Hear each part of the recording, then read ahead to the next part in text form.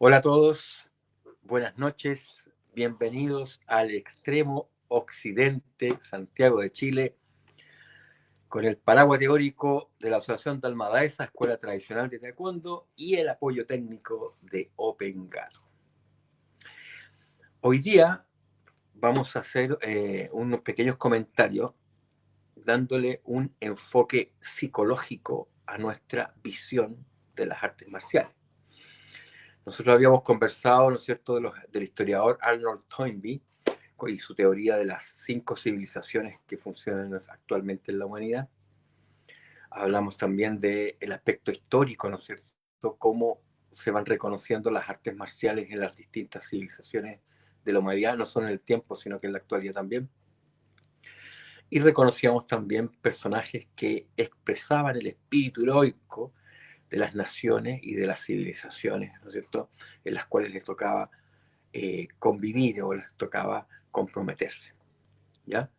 Ahora, bueno, y para aquello hablamos del profesor, ¿no es cierto?, Arnold Toynbee, y también hablamos del sensei Hermenegildo Kant, ¿no es cierto? Uno por su teoría de las 5 civilizaciones y el profesor Hermenegildo Kant, que es el que nos da la cobertura histórica, digamos, para entender el amplio espectro de las artes marciales y de sus personajes característicos, ¿no es cierto? Hoy día vamos a hacer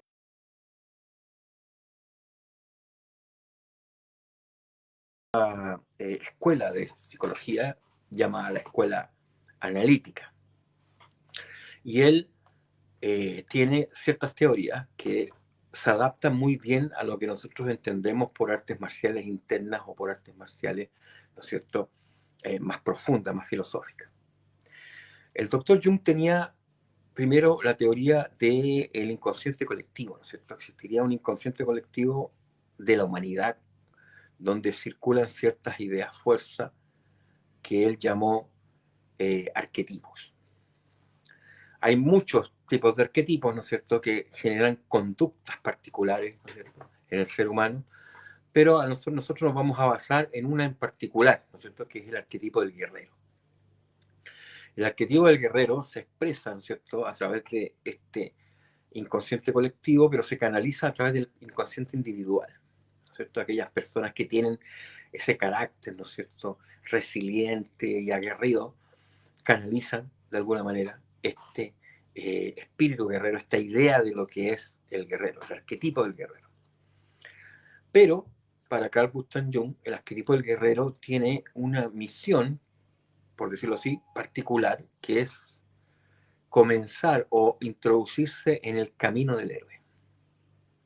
El camino del héroe, desde la visión de Jung, es una introspección profunda, ¿no es cierto?, del individuo hacia su mente más profunda, ¿ya?, que Jung llama la sombra.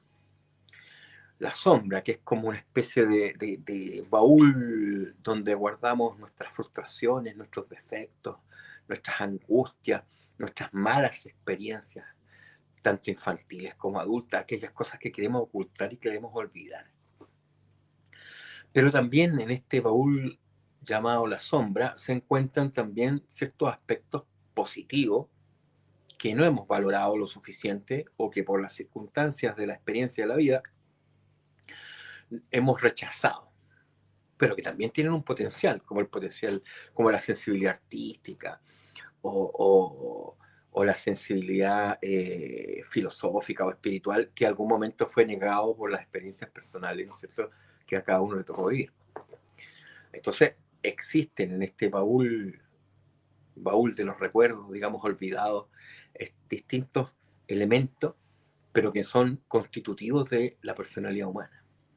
Por eso que Jung establece, ¿no es cierto?, que el camino del héroe es aquel individuo que entra en estas profundidades, reconoce sus defectos, los enfrenta, los reconoce y finalmente los asimila como parte de su personalidad, como una parte auténtica de su personalidad, olvidada, marginada por mil razones, pero logra entender las razones de esta marginación. Al entender las razones por las cuales esta sombra está ahí, ¿no es cierto? Todos estos elementos están en esta sombra, entonces el ser humano logra lo que Jung llamaba la individuación, o sea, un desarrollo más auténtico y más integral de su personalidad, que podríamos llamar también una realización personal, o sea, la sensación de esta realización personal.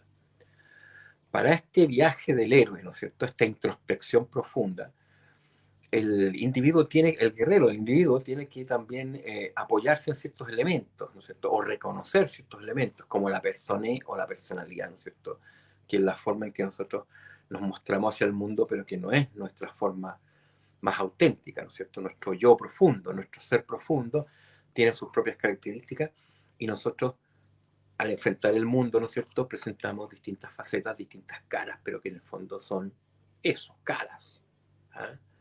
Facetas nomás, no es el ser profundo, digamos, o el yo profundo, sino una interfaz con el medio que nos toca vivir. Está también la idea del ánima, ¿no? El ánima o el animus, la parte femenina o la parte masculina de cada uno. Identificarla y definirla, y aquella nos ayudaría, ¿no es cierto?, en esta introspección profunda, en este viaje hacia el interior de nuestra sombra o de nuestra mente, ¿no es cierto?, más profunda. Eso está para Jung, ¿no es cierto?, reflejado en los mitos, en los viejísimos mitos, ¿no es cierto?, guerreros de la humanidad, como el mito de Teseo, ¿no es cierto?, que entra al laberinto a matar al Minotauro, o el mito de Hércules y sus 12 trabajos, ¿no es cierto?, que terminan con Hércules en el Olimpo como premio, ¿no es cierto?, a sus hazañas, o el mito de Gilgamesh, ¿no es cierto?, que es este guerrero sumerio que busca la inmortalidad, etcétera. O sea, todos los mitos de la antigüedad tienen de alguna manera cierto carácter introspectivo, ¿no es cierto?, de esta búsqueda del camino del héroe, de su individuación, como diría en el Oriente, su iluminación o su realización personal. Eso no significa abandonar, en el caso de las artes marciales, abandonar lo externo, al contrario, digamos. Este trabajo profundo, ¿no es cierto?, que nos vuelve más auténticos, que nos vuelve más transparentes, que nos vuelve más dueños de nosotros mismos, nos da por efecto natural una mejor relación con nuestro cuerpo, con nuestro medio y con aquellos con los que nos toca convivir, positiva o negativamente, porque estamos hablando del guerrero, ¿no? Entonces el guerrero tiene que enfrentar situaciones complejas, sí, pero a partir de la autenticidad, a partir de un conocimiento de sí mismo, a través de un mejor manejo de su personalidad, obviamente el guerrero va a tener un desempeño más eficiente a la hora de enfrentar sus conflictos externos. ¿Pero por qué? Porque ha resuelto, de alguna manera, este conflicto interno. Entonces se produce un trabajo interno que tiene un reflejo externo. Eso de repente me hace recordar el concepto de arete que tenían los griegos. Para los griegos, una persona bella, una persona inteligente, una persona habilidosa, tenía que ser también bella moralmente. No se entendía en el concepto del arete que una persona físicamente bella e inteligente intelectualmente no tuviera por resultado natural una belleza moral. Y finalmente eso era la élite. Entonces, claro, ahí hacemos esta pequeña relación, o me permito hacer esta pequeña relación, donde esta introspección, ¿no es cierto?, este logro que tenemos al reconocer nuestras sombras, nuestros defectos, que logra esta integración, ¿no es cierto?, de estos elementos profundos, nos hace más auténticos, nos hace más transparente, nos permite conocernos mejor a nosotros mismos, y ese conocimiento de nosotros mismos nos permite un desenvolvimiento más eficiente y más efectivo en la realidad. Como decía el profesor Michel Echenique, aquel, parafraseando, digamos, unas frases del Bhagavad Gita que decía, más poderoso que aquel que vence a 1000 hombres en batalla es aquel que se vence a sí mismo. Pero el maestro Michel también decía, pero aquel que se vence a sí mismo también es capaz de vencer a 1000 hombres en batalla. Y tiene esta lógica. aquel que se conoce a sí mismo, o sea, que ha hecho esta introspección profunda, que ha logrado identificar su sombra, su lado oscuro, aquellas cosas olvidadas, ¿no es cierto?, o temidas, ¿eh? Es un ser más auténtico, es un hombre que maneja mejor, ¿no es cierto?, su personalidad, sus cualidades, conoce sus defectos y conoce sus cualidades y por tanto se desenvuelve mejor en la realidad, tanto en el conflicto como en las relaciones sociales. Esto es el enfoque que tiene Carl Gustav Jung, que es un enfoque que se adapta muy bien al trabajo que pretenden hacer las artes marciales. Las artes marciales originalmente son un proceso de desarrollo personal. El profesor Lee Chan-ho, ¿no es cierto?, el maestro, doctor en filosofía, maestro de taekwondo, ¿no es cierto?, coreano, ya explicaba claramente que el taekwondo es un sistema de desarrollo personal en 3 etapas. O sea, la visión que tiene Jung, ¿no es cierto?, sobre la individuación o sobre el desarrollo de la personalidad humana, se aplica 100% a lo que las artes marciales pretenden desarrollar en sus discípulos, en sus alumnos, tanto desde el punto de vista mitológico, simbólico, como en la práctica. ¿Ya? Hay gente que le preocupa, ¿no es cierto?, que las artes marciales sean más o menos efectivas. Bueno, si la persona logra un equilibrio entre sus elementos psicológicos internos y sus elementos externos, como el cuerpo físico, la técnica, ¿no es cierto?, o internos como la emoción y la mente, obviamente va a tener un mejor desempeño de forma natural. ¿Ya?